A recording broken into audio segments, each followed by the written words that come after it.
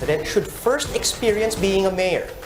And he also enumerates the things Filipino voters should look for in choosing the next president. The president should be a compassionate one. Para sa tao talaga. One of the good qualities of a president, sana na abogado, isang tingin mo lang makadecide ka na kaagad. Under repercussions. Alam mo na kung ano.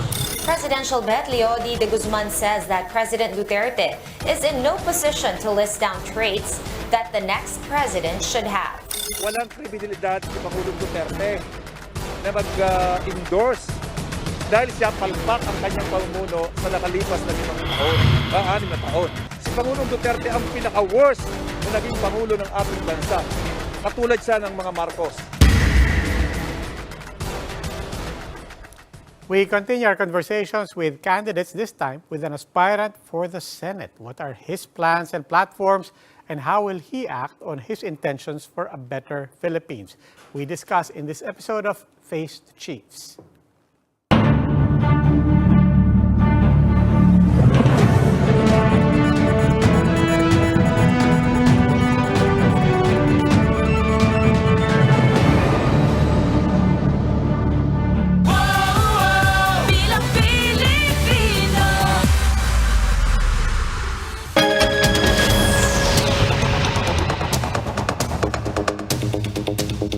Welcome to the Chiefs. Ako po si Robbie Alampay. Also with us online, Ami Paminduan of the Philippine Star, Lucy Cruz Valdez of News 5, and Ed Lingao of One News.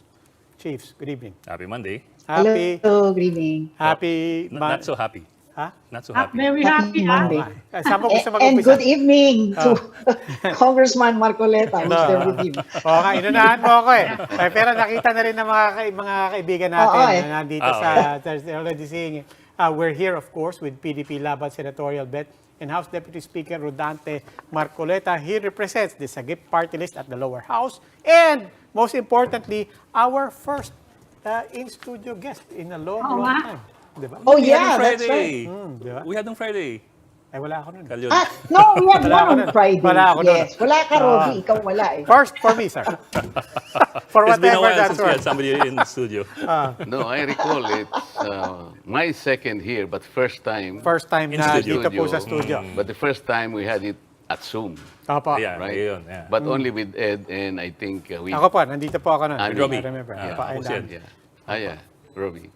well, anyway, we're doing this now. Apparently, more than Wednesdays and Fridays, di ba? It Yeah. used to be Wednesdays and Fridays. Kasi you have less than 2 months to go before election day. So now we're accommodating as many candidates as we can. And we start with Mr. Marcoleta. Welcome po again to the Chiefs. Kamusta po ang kampanya? It's okay. It's exhausting. It's grueling and nakakaitim. But it has to be done. This is Apo. how we relate ourselves to the potential voters. Opo. Tsaka mahal po gasolina.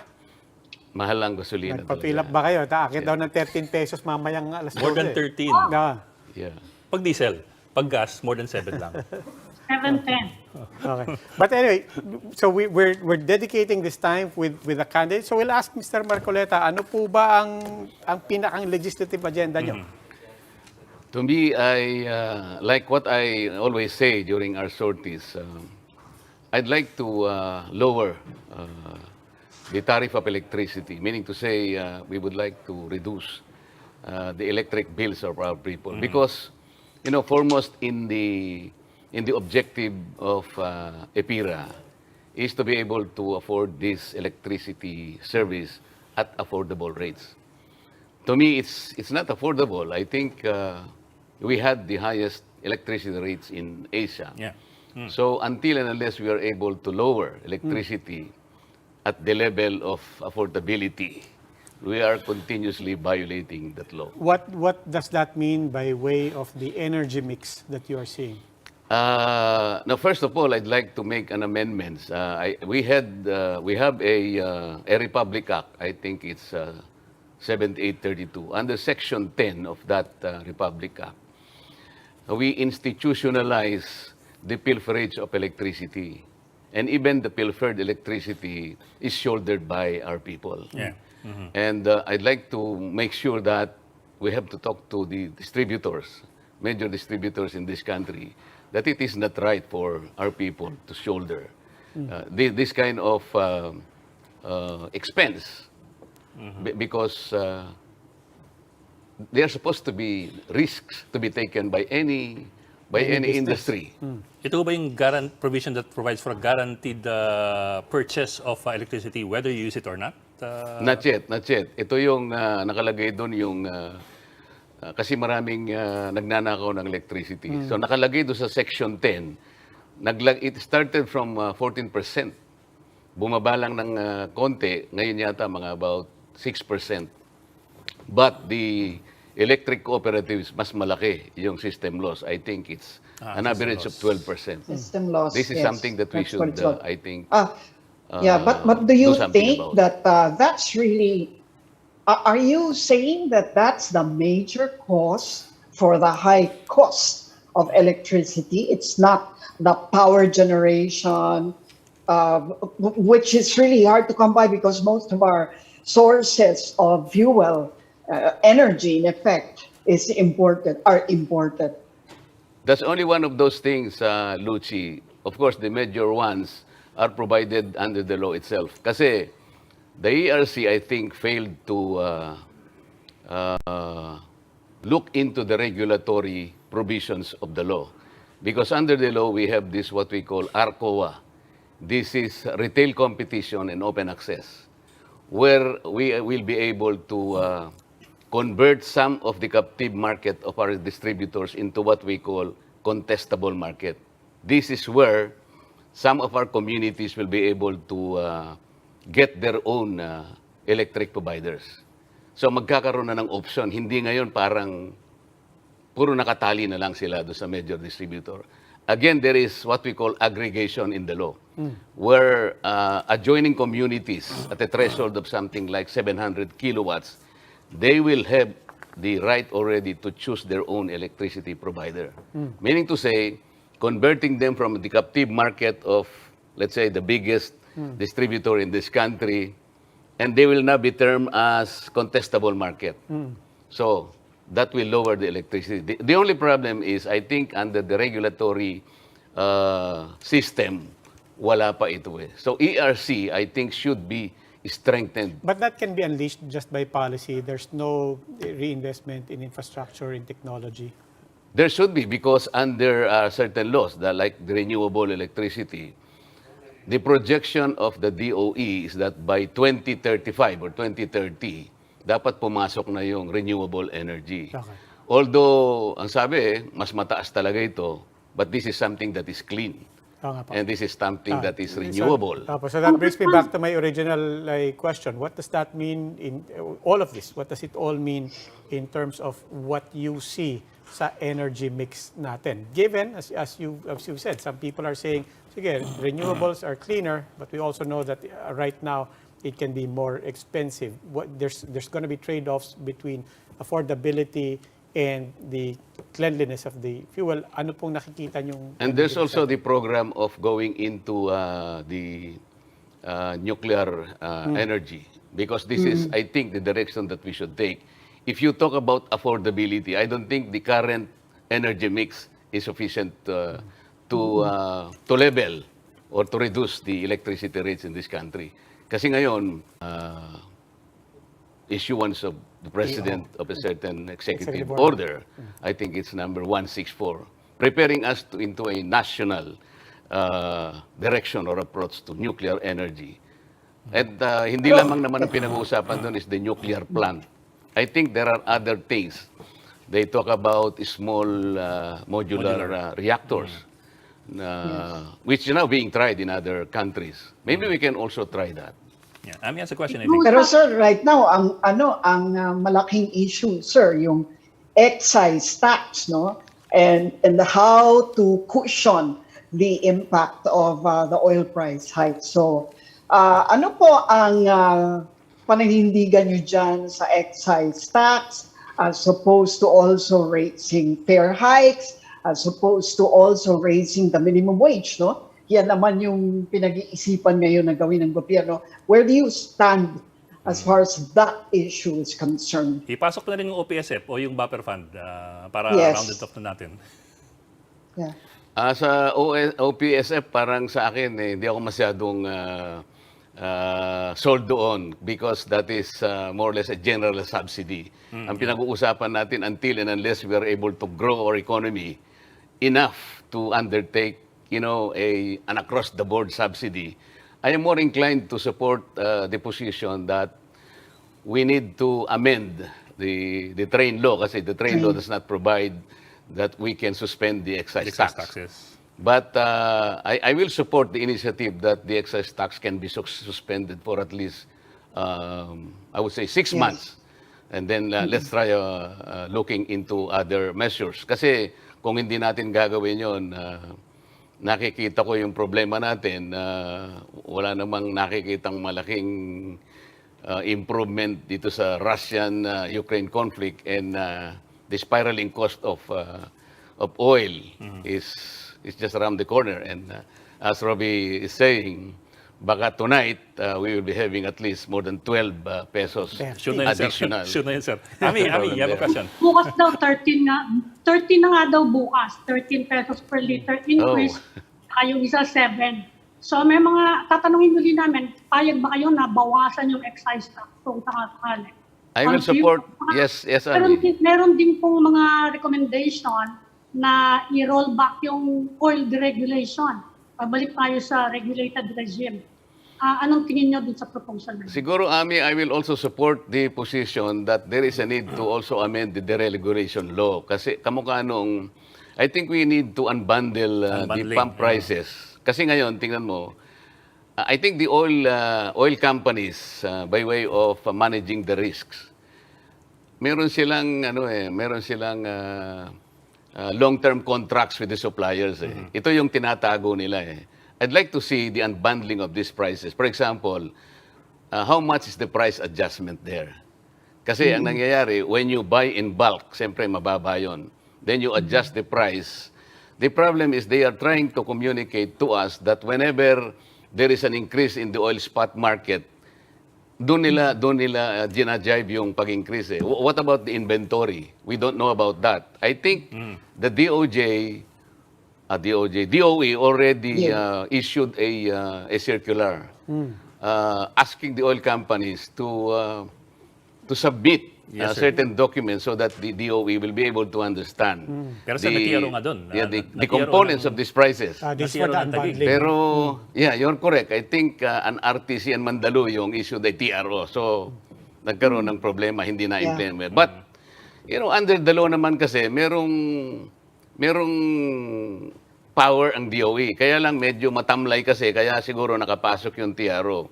Because under the law, dapat i-monitor.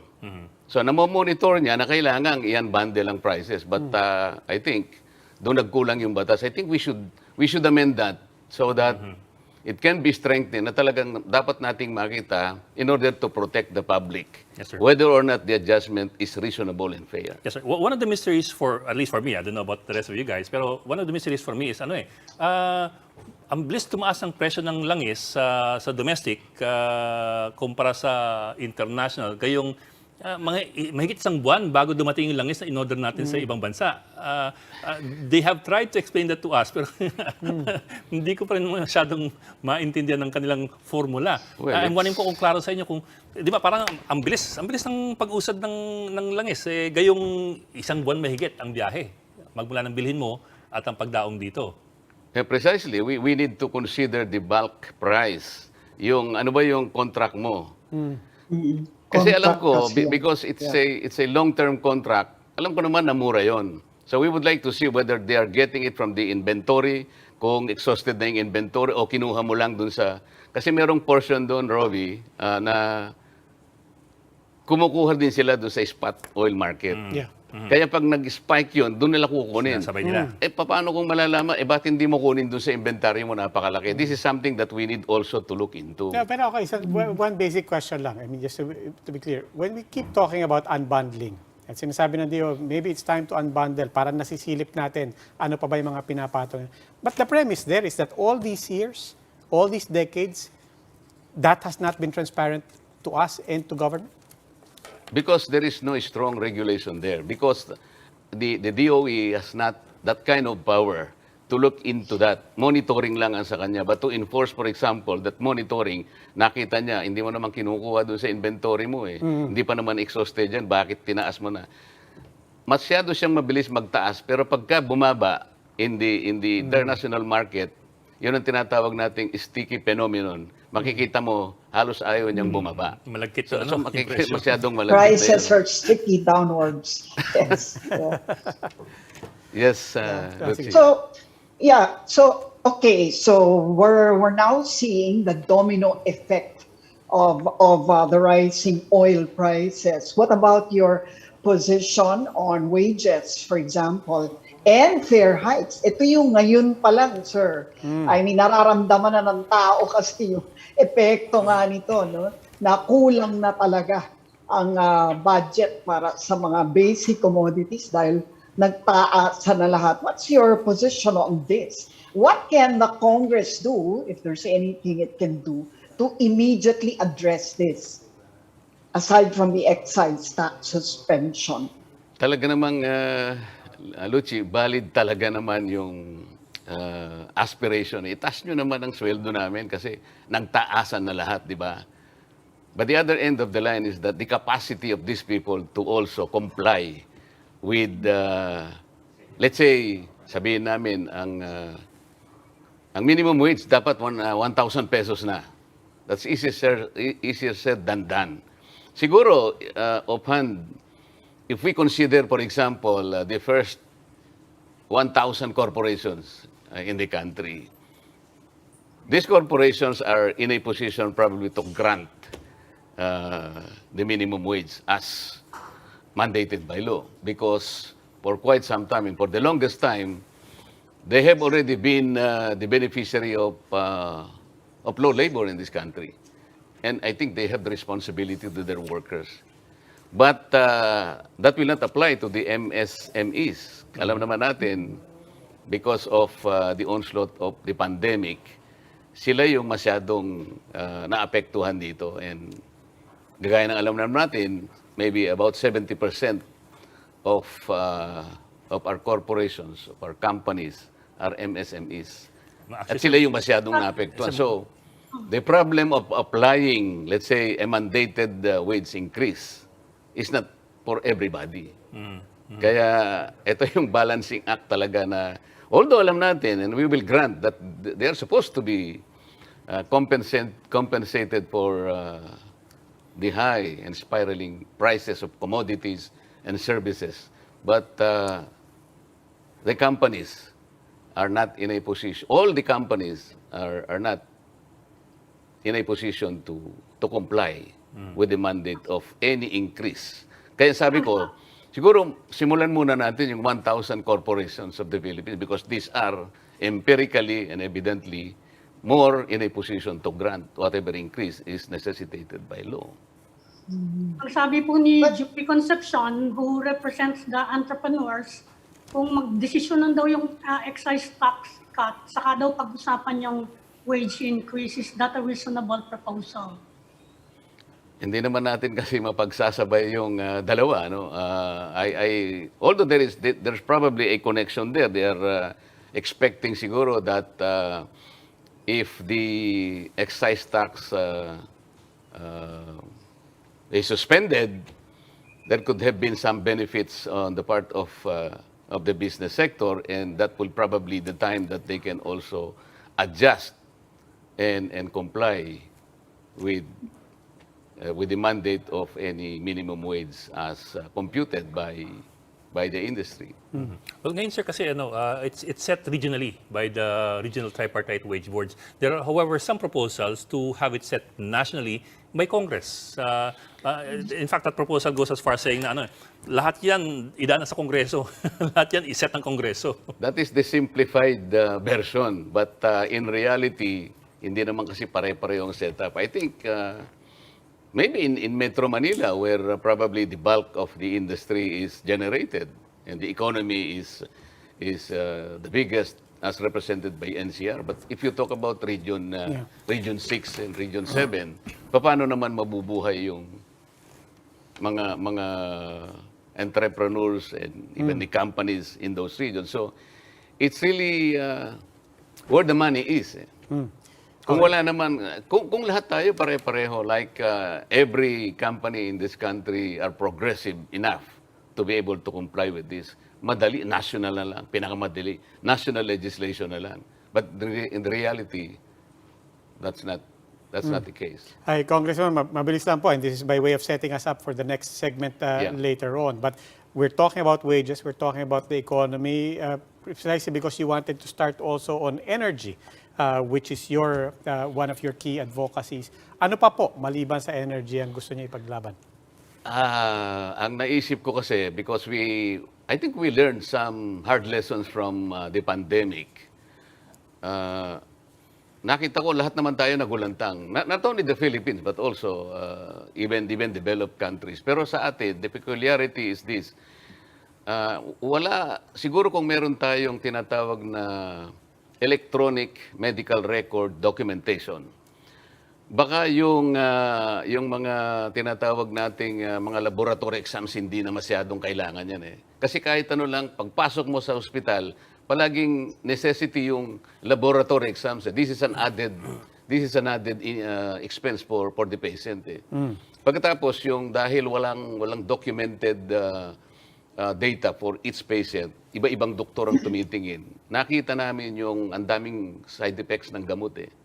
Kapag nag-side effect yan, pupunta ka sa ospital, lalo ka ngayong tataas ang problema mo, lalaki kasi ang expense ng ospital.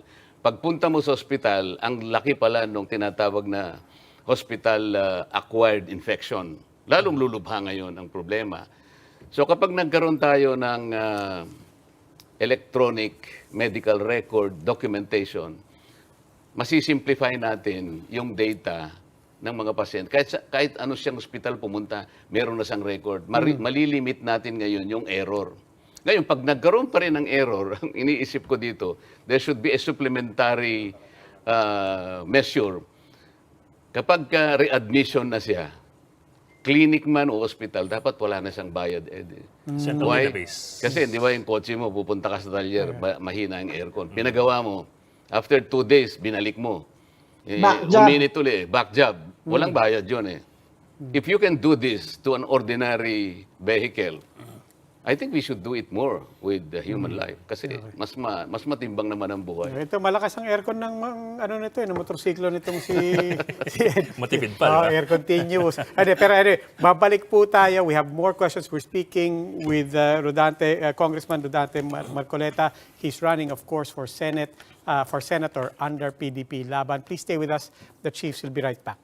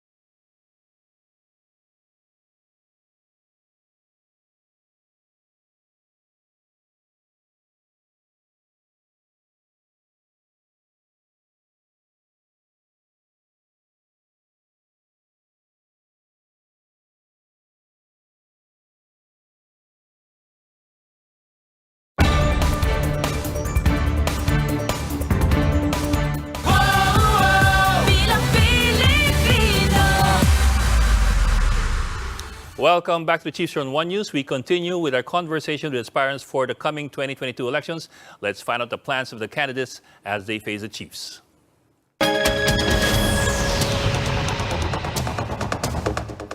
With us is PDP Laban Senatorial Bet and House Deputy Speaker Rodante Marcoleta. In this segment, we will ask the candidate about his views on important issues. Now, we prepared some big-ticket issues, but we will not do a fast talk kind of interview. We hope to discuss all of these issues within the given time, which is around 30 minutes. And now let's begin. Well, Professor Marcoleta, before we get to that, I'd like to follow up on something. Kasi kanina, you were talking about the need to bring down power costs, and I think that's something that's very important for a lot of viewers.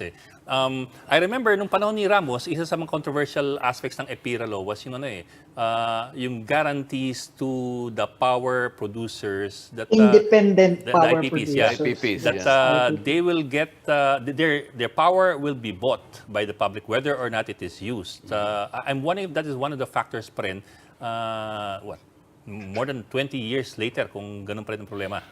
Palagay ko, meron pa rin yun eh. Yun nga yung gusto kong itanong sa DOE, ilan pa ba yung IPPs? Kasi yung kontrata na yun, hanggat hindi natatapos yun, binabayaran natin maski hindi natin nagamit. Basta ipoproduce nila. That's the problem there. Kaya ang laki ng binabayaran natin. But ang gusto ko sanang unahin, for example, why would the consumers pay for the local franchise tax of Meralco? Walang connection masyado yun eh. Like for instance, yung sumingaw yung kuryente sapagkat hindi nila inaayos yung kawad kasi maring luma na yung kawad. Why would we pay for that? Yung meron kaming nagawang batas na, I think it's 1 year old, yung Murang Kuryente Act. It was supposed to do away with the NPC's stranded cost and stranded debts. Pero siguro si Robby hindi niya tinitingnan yung kanyang monthly billing. You're still paying the stranded debts of the NPC. What happened there? Ang daming dapat alisin eh. And then I also saw, bakit, sabi ko sa ERC, yung kanilang return to equity is only about 13.6%. That was an ERC regulation. But when I reviewed the 3 years of Meralco's financials, hindi 13.5%. It's 28%. So there is an overprice there. Dapat makita ng yan eh. Mismong regulation ng ERC. Why is Meralco, why is ERC not implementing their own circulars? Hindi ba unbundled na yung power? Yes, merong generation na, merong distribution and transmission. But deregulated yung generation. Wala tayong doon. But ang problema ron, sabi nila,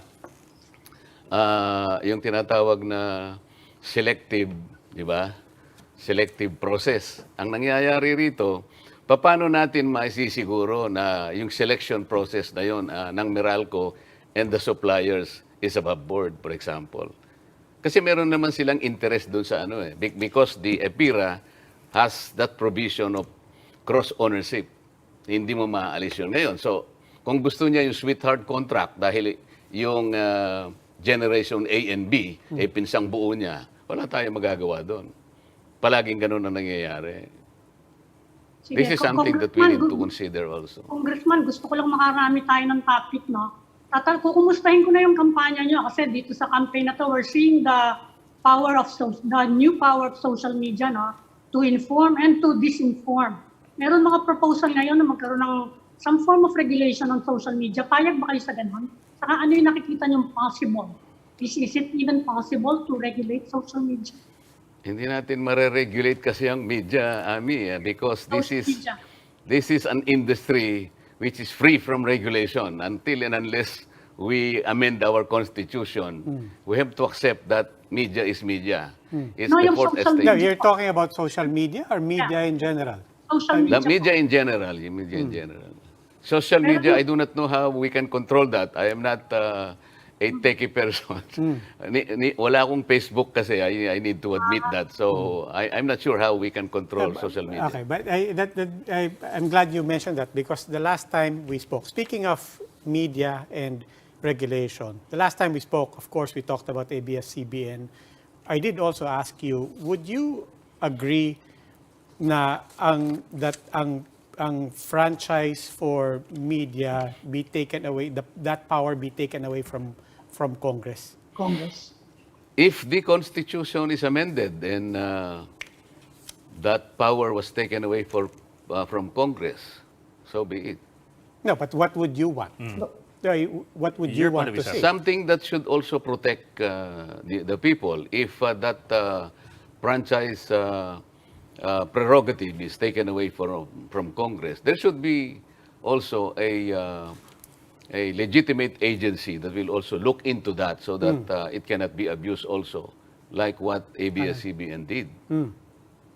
What do you mean by what ABS-CBN did? What kind of Like, agency? That the franchise of ABS-CBN under its franchise is free to air. Meaning to say it has to show its program for the people to see without paying anything. But when it started to encrypt all the programs, and you cannot view the programs without buying the black box or what you call the TV Plus, medyo na sumablay na siya doon. And there's only one channel under the franchise. Why is it that it was able to convert 11 channels? Mali na din yun. And then, the National Telecommunications prohibited ABS-CBN to air this pay-per-view kasi wala pang regulation. So nakiusap yung regulator. Sabi ko nga sa kanila, you're the ones being regulated here. You're not supposed to be the regulator. Naunahan pa sila. Sinulatan sila. Do not sell pay-per-view for this Pacquiao-Mayweather fight. Sabi ng ABS-CBN, I'm sorry. We were already able to sell millions of this. So, paano naman kami kapag hindi namin tinuloy ito? Paano naman mangyayari kung wala tayong regulators? Yeah, I mean, without unpacking everything that went on, I still want to stick to just the question of, because how does that square with what you said earlier? Where earlier you said, well, as far as I'm concerned, wala namang regulation ang media. That media is completely free. And I also don't want to pretend that I'm emotionally uninvested here. Of course, for us, it was. It was very painful to watch what happened in Congress. It was very painful, especially seeing regulators being called one by one. And essentially, one by one, regulators saying, well, actually, wala silang ginawang mali eh. We can unpack everything about but we don't have time. But NTC basically said, hindi, wala. You ask BIR said, hindi, walang problema. They've been paying everything. But the point is it goes back to the question of, do you really believe that media here in the Philippines is not regulated? Especially given the fiasco that people saw in Congress, where people perceived na hindi, it's highly politicized. The regulator said walang problema. It was congressmen who, as we keep saying, were trying to look for any reason to not let them back on air. Yeah, but the way you operate, the regulation is not really the case. But the license, or for example, the law that will be used by media, for example, it is not only the franchise itself, because the Constitution is also very clear in that regard. That letter by letter, sabi niya, the management and ownership of mass media must be only for Filipino citizens. That is the other aspect of the problem confronted by ABS-CBN. Yes, but again, even there, you had regulators, you had agencies testifying that, no, we have no problem with citizenship questions either. We clarified that, but when we clarified that, they were only pertaining to a particular area of operation, and that was very clear. For example, BIR, when we asked them, is this a blanket authority that they're really clean and they paid all the required taxes under their operation? The answer is no, sir. This was issued only for the purpose of blah, blah, blah, and blah, blah, blah. There was a limitation in all the certifications given before us by these specialized agencies responsible in administering the operations of ABS-CBN. Well, sir, I'd like to move forward with that. You said a while ago na there is still a need for an agency of some sort to make sure that there are no violations by franchise holders in the event that the franchise power is taken away from Congress. What kind of an agency are you looking at, and what kind of Yes, that's my powers question. are you looking at? Parang FCC. Well, assuming na mawawala nga yung power ng Congress Congressional because franchise. nandun talaga Ngayon, kung matatanggal yun, I think before that happens naman, meron naman sigurong substitute in order that the rights of the people or the consuming public may also be protected. Halimbawa, kung wala nang prangkisa, what will be the document that needs to be designed by the government, if only to also protect Yeah. the viewing public? Kasi kailangan But naman yun will that not be a censorship agency of some sort? Not really, because censorship is on the basis of what you do by way of the programming. Yun namang pinag-uusapan natin is not only censorship, kasi you operate as a business also. So, the kind of business that needs to be regulated by the government, dapat naman meron namang sort of regulation. Pero dun sa output ninyo, the content and the programs, dun papasok yung sinasabi nating regulation. But sa tingin ko, hindi naman kayo nare-regulate ng ganun because, maliban na lamang kung doon sa panukat ng MTRCB, maski yun, papasok naman yun. So there are really regulations also, not in the context of, let's say, curbing the right of the media from undertaking several aspects of your operations. But I think the idea is to be able to protect the viewing public. O sige, cambio uli ako, Congressman, para lang makarami din tayo. No? Back to your campaign. Sabi sa amin ng ibang kandidato, well, actually, karamihan sa kanila. Nagre-reklamo, gastos daw ng kampanya, and it favors, of course, the moneyed candidates. Kung sakasakali manalo po kayo, anong iniisip niyong legislation that by way of electoral reforms or campaign finance, gusto niyo po bang ma-regulate yung campaign finance, for example? Anong naiisip niyo? Changes in the way we conduct our election campaigns. Siguro kung manalo akong senador, ang gagawin natin, ang COMELEC na lang siguro mag-administer ng kung paano magkampanya. Wala na yung pupuntahan mo lahat as many areas as possible and relate yourself to the people, especially if you are neophyte and your awareness is so low. And ang gagawin mo lang to overcome that is talagang gumawa ka ng paraan. But that is So how will something- that work? Everybody's campaign contributions have to be centralized with the COMELEC. How exactly will that work? Siguro, kung ako ang masusunod siguro, bigyan na lang natin ng budget ang COMELEC, sila nang mag-undertake para pare-parehas na lang ang exposure siguro.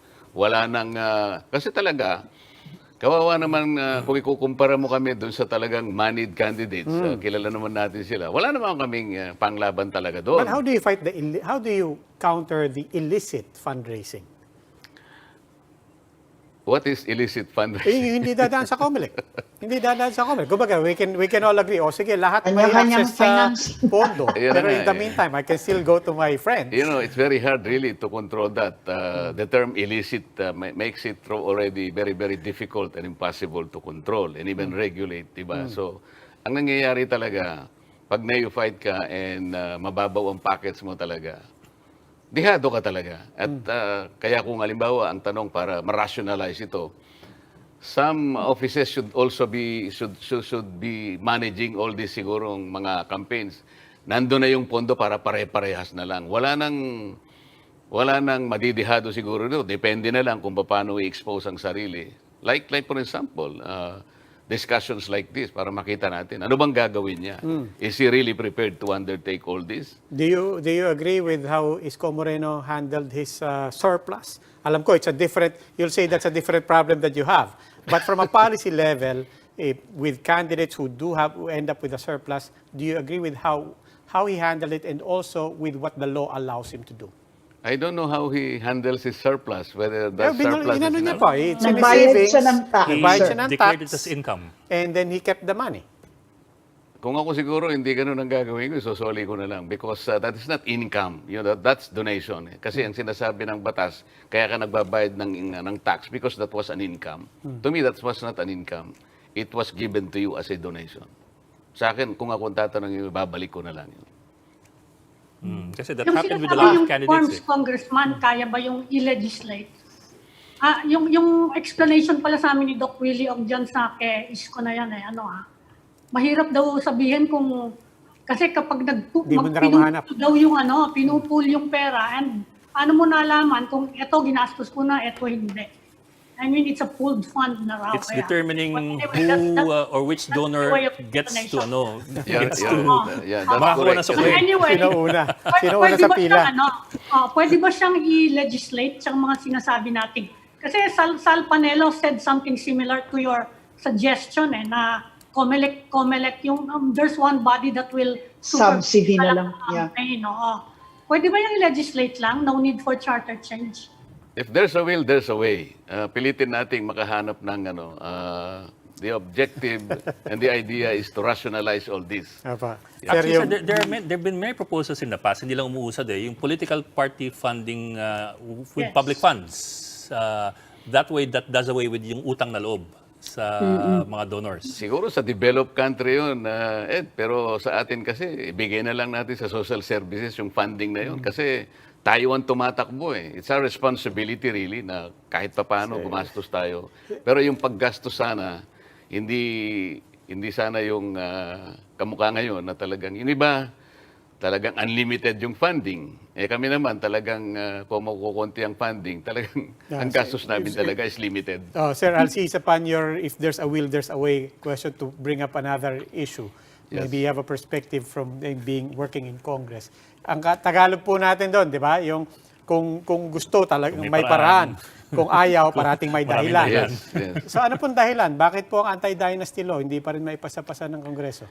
Sa totoo lang, alam mo, baka hindi mo alam, Robbie, meron ako ang merong isang akda ng anti-dynasty law. Totoo yun.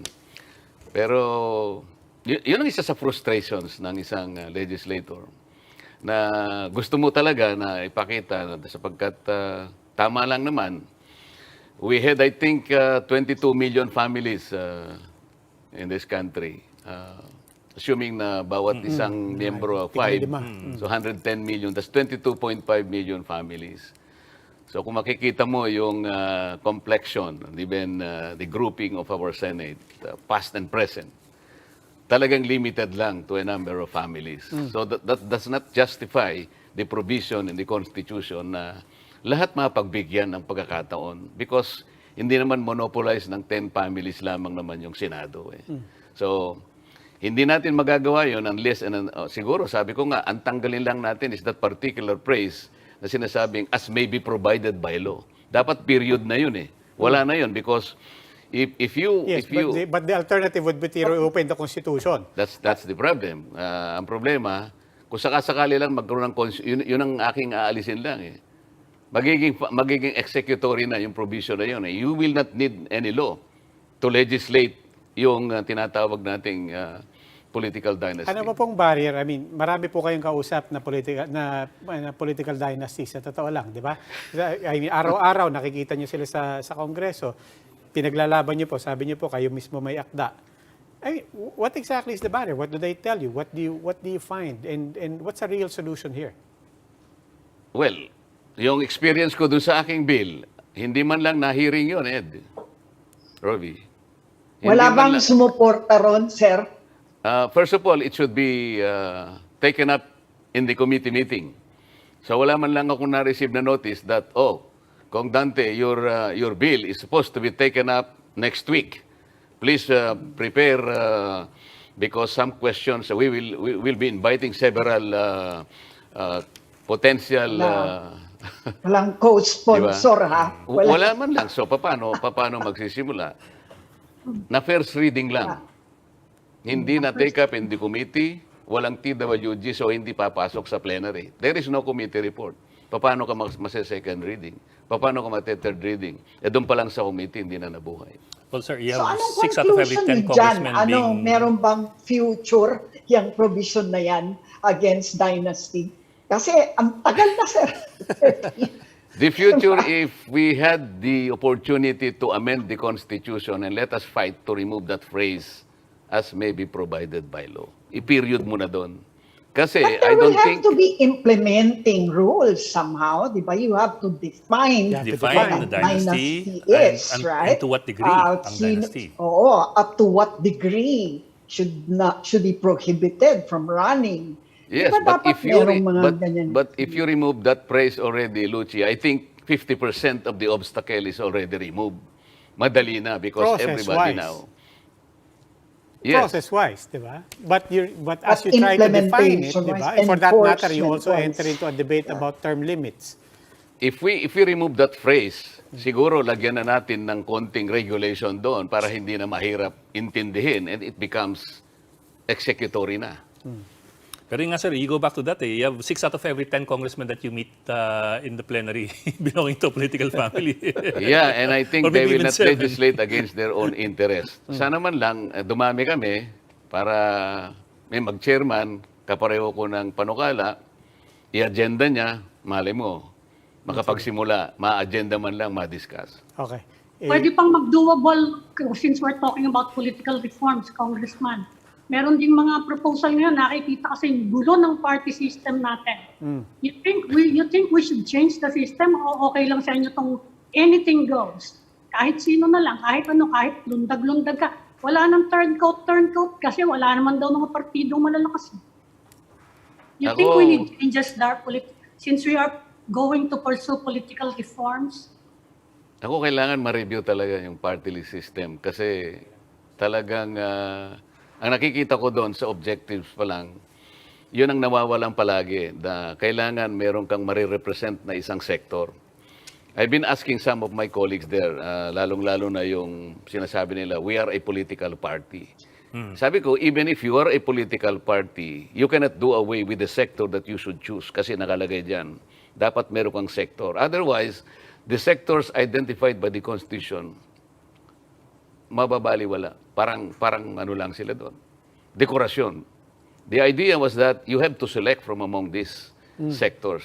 Ngayon, kung sinabi mo na political kami, paano mangyayari? What sector are you representing? E dehado naman yung isa lamang ang kanyang, kunyari, senior citizen. Yeah. They're representing the elderly. The kabataan is only representing the youth. Political party ka, di lahat sa'yo. Kasi pagboto ng maraming tao, constituents mo lahat. That was not the idea of the party list system. Speaking of which, how do we bring back the checks and balances? We talk about, every time we ask this, lahat pinapasok namin. Di ba? People question the independence of the courts. People are questioning the independence of the ombudsman. So, doon lang tayo po na sa Kongreso at saka sa Malacanang. How do we bring back the independence and with Congress where the supermajority party list kasama sa supermajority. The supermajority is parang wala naman. Anything the president says. And the party list has some of the richest people in Congress. Diba? How do we bring back a real checks and balance in Congress vis-a-vis the executive? Palagi ko, let us start with the Constitution talaga. Ilagay na natin doon para magkaroon tayo ng specific parameters in order to correct some of these political issues that we are talking tonight. Kasi kung wala yon, kung walang parameters, mahihirapan tayo talaga. Like yung sinasabi nating checks and balances. Kailangan sabihin na natin doon na yung party list system ay kasi isipin mo, nakalagay na nga sa batas ng, I think it's Republic Act 7941. Sinabi na nga doon kailangan meron kang sektor na i-represent. And nag-rule naman ng Supreme Court, sinabi niya, you do not have to be like this and like that. You don't have to belong to that particular na. Nagka-ano na yun, nagkawala-wala na doon. So, paano gagawin natin? The law is very clear, pero mag-i-interpret naman the judiciary, iba naman ang kanyang interpretation. So, palaging nagkakagulo doon. Kailangan linawin nating mabuti. If malinaw sa Constitution, para wala ng room for interpretation, there is only a room for application for all this.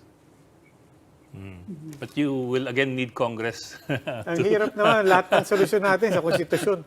I mean, Kasi unless it's a all con-con. the laws must be consistent with the provisions of the Constitution. But you will acknowledge the premise of the question, that people do not feel that Congress was independent, that people feel that the House of Representatives, a supermajority in particular, was under the thumb of the executive. In reality kasi, the sitting president can only be as successful as the kind of alliance that he can make with the legislative department because siya yung gagawa ng program.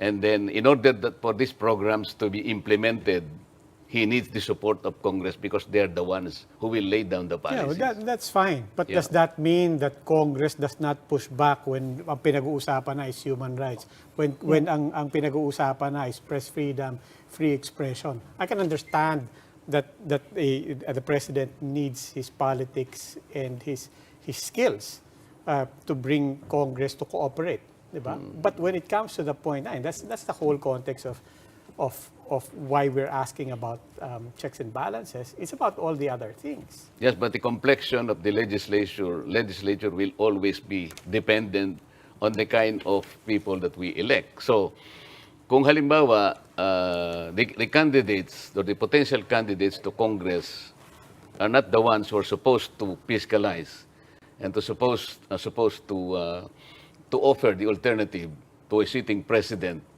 ang nanalo nagkataon ay puro kaalyado ng president, then yung supposition na walang checks and balances ay nandun.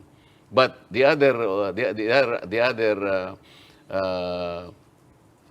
part of the contention is this. Sasabihin naman ng sitting president, I can accomplish more because the people that are in Congress are very supportive of my programs. So that's the other line. Okay. Well, unfortunately, nabusan na po tayo ng oras. Kaya namimiss O, natin. tatanungin ko pa naman si Kong kung anong policy mo pagdating sa vaccination, sa mandating. Because I remember that you are one of the strongest advocates of ivermectin. You were pushing it even against the DOH's recommendations. Have you changed your position as far as, well, not just ivermectin, but vaccines are concerned? Where do you stand there? Do you think that vaccines should be mandated? That's a very good question, Lucy. Ako kasi, ang position ko from the beginning, because I also read all the reports ng IATF as well as the Philippine, itong ginawa nilang Philippine COVID-19 Living Recommendation. Ang approach kasi natin is symptomatic or curative approach. Hindi man lang binigyan yung tinatawag nating early treatment or preventive approach. There are two things to this. Kung makikita mo, dalawang grupo naman ito yung nagsusulong lang purely vaccination. Sabi naman nung iba, hindi naman magkalaban ito pag nilatag mo, if you roll out, for example, the preventive medicine like ivermectin, which we did, ang problema lang, we filed a petition. That was about, I think, 7 or 8 months ago. Hindi man lang, hiniring naman ng, kaya nakaka-frustrate din hindi namin malaman na ipinail naman namin yon. Hindi man lang binigyan ng konting pansin ng Supreme Court. It could have been a... But ako pa, I boil it down to this question. Wala tayong oras, pero we'll, because maganda to usapan to. I boil it down to this question, especially at that time. Because the point is that all the credible agencies, worldwide and here, and all our regulatory agencies, said, hindi, walang prueba yung ivermectin Kalokohan lahat yan. Kalokohan lahat yan. It is not true. Walang prueba yan. So we proceed from there. But my question is on this. As a legislator, as a policymaker, and as a political leader, do you want the FDA to do its job or not? Because the FDA was saying, ito yung mandato namin We're the screeners. Kami ang binigyan ng burden para pag-aralan ito. It's our call, what is safe, what is effective, and what we should, and then now politicians are saying, hindi, dadaling ko kayo sa Supreme Court. We'll let the Supreme Court decide. So I boil it down to this.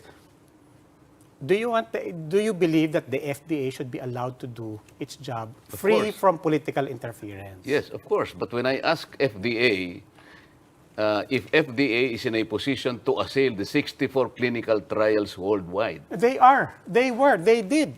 No. And it's not just them. I mean, No. we will keep repeating that. All the agencies worldwide have said there is hindi to paramihan ng YouTube links. Hindi to paramihan ng No, there is no credible they evidence. promise that they will come up with one clinical trial. They promised 8 months ago, and I think it's already 1 year. They were unable to present even one. But the clinical trials worldwide, these were all documented, and even asked Secretary Duque if he can assail the avalanche of evidence presented by the 64 clinical trials. Yung kahong isang vaccination is only one trial, pero in-approve ng FDA. But these 64 clinical trials, ayaw yung approvein. What about the 4 products that are described commonly by your Philippine COVID-19 living recommendations? Alam mo kung ano yung 4 na yon? There's only one description for these 4 products. Sabi niya, poor evidence of quality. And there is only one recommendation. Sabi niya, optional or conditional recommendation. Do you know what are these 4 products? Face shield, face mask, remdesivir, and ivermectin. I asked him before the president was there. Why is it that there are 4 common products with one similar description? Ba't hanggang ngayon ginagamit natin ang face shield? Why are we using the face mask? And why are you dispensing ivermectin but you isolated, remdesivir? Why is it you isolated ivermectin? Ang answer niya, hindi ko pa nabasa yan. Hindi mo ka ako nabasa, kayong gumawa nito. I have read this. So, he cannot answer that. Okay. Well, we're going to have to end this, and I will have to end it with that there is no FDA, WHO, CDC, all the research in the world have stood against ivermectin as something to recommend, and we have to say that as a matter of policy, as a matter of we stand by not just the science but the authorities that have been designated to follow the science. But we respect your opinion, sir, and I have to say, I miss having guests here in the studio precisely because of conversations that we can have with people like you, sir. Maraming salamat po. Thank you. Thank Thanks, you sir. for the opportunity. Thank you. And Salamat, ito sir. po si Congressman Rodante Marcoleta, tumatakbo po sa pagkasenador under PDP laban. Sir, anong numero niyo po? 43. Number 43 po sa mga balota niyo. Maraming salamat po. Thank you. Thank you. And that will be all for this edition of the Chiefs. We hope it was discussed here. We'll keep the conversation going. Before we go, a reminder to our viewers, mask on, wash hands, and stay safe, Philippines. I'm Robbie Alampay. I'm Ami Paminton of the Philippine Star. I'm Lucy Cruz Valdez of News 5. I'm Ed Lingao, and we are One News.